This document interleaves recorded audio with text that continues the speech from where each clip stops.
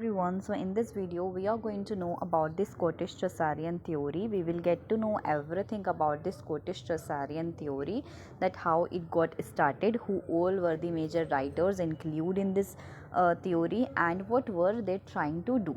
All right, so let's get started. So the Scottish chaucerian, it was an influence on 15th century Scotland literature. It was a group of people in the 15th to 16th century. In all those people who were lived in the Scotland, they were trying to imitate the Chaucer style of writing. So there was a writer, Geoffrey Chaucer. He is considered as the first man who has started writing in the English dialect, and he himself invented a rhyme royal stanza. Rhyme royal is a rhyming scheme which follows 7 lines, that follows up A B A B B C C. All right, so all those writers who were trying to imitate Chaucer, they were following up the rhyme royal stanza, and the most important point of this group were Robert Henryson, whose Testament of Cresside continues and reinterprets the story of Chaucer's Troilus and Cresside, and William Dunbar, whose Lament for the Macquaries briefly pays tribute to Chaucer. So William Dunbar has wrote Lament for the Macquaries. Here the Macquaries word represent all the poets, and it pays tribute to Chaucer. Okay, and other figures are Gavin Douglas, Sir David Lindsay, and King James I. Okay, so King James, the first one who has starting following up the writing skill of the Geoffrey Chaucer, King James wrote a series of courtly love poems written in Geoffrey Chaucer's style of writing. So all the writers who were included in the Scottish Chaucerian, they were trying to imitate the writing skill of the Chaucer. And who were the part of this theory? They were Robert Henryson, William Dunbar, Gavin Douglas, and Sir David Lindsay.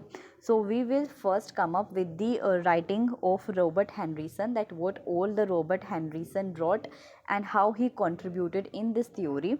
The first thing is that he added Scottish nationalism into his writing. He talked about the local issues of Scotland, and he rewrote Chaucer's Troilus and Cresside story in his own writing. Now the second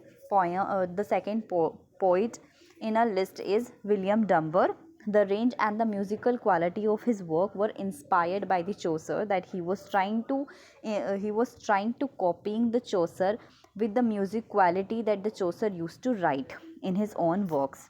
And some of his works seem to anticipate the poetry of such 16th and 17th century, and types of poetry that on which topics he was writing is include religious hymns, moral poems on a wide range of serious themes, and general satires against the time, that he was also writing satires against the times, and he was writing satires with much more specific target, often a single individual, like he was targeting a specific target, but he was targeting a single individual.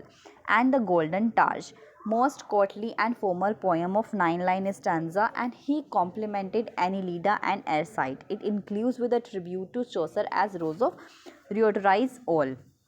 Now we will get to know about Sir Gavin Douglas' work. So he primarily remembered for his translation of the Aeneid and for 3 allegorical poems, like he has translated Virgil Aeneid in his own writing, and he also known as for his 3 allegorical poems. So now the allegorical, what is the allegorical poem means? Allegorical poem is that poem who convey 2 messages at one time, that in one poem you are conveying 2 messages. One is the message which you can get to know after read that poem, and the second is the hidden message that you have to indulge yourself in that poem, and after then, like when you will read it in a full with your full mind, only then you will get to know that what the writer is trying to convey. So that is called the allegorical poem. Now we will know that why he is known as for his like all these poems. The first one is the Palace of Honor, which he has imitated Chaucer's House of Fame. The second one is King Heart, and the third one is Conscious. Our last poet in this series is Sir David Lindsley. He is known as for the last Scottish Chaucerian, and he has wrote a poet, a courtier, a diplomat, his nearest approach to Chaucer, the sketch of the young squire. So he has mainly written 3 poems, and he is known as for his 3 poems only. Now we will get to know about the work of Chaucerians. So what they used to do is that they used to copy the format of Chaucer used in Dream Vision and Fabulas. So as we all know that Chaucer used to write in Dream Vision. Now what is the Dream Vision? Dream Vision is something that when in a writing a narrator fall in sleep, and after then whatever that person saw in dream they try to imitate the same once they get up, once they wake up. Okay, now the second thing is that mirror Chaucer's work. That means that they were trying to imitate the work of Chaucer and use Chaucer's style of distinction, a difference between the narrator and the author. Okay, so it is all we need to know in this series. I hope that if you will get to know about all these things, you are good to go. Okay, thank you.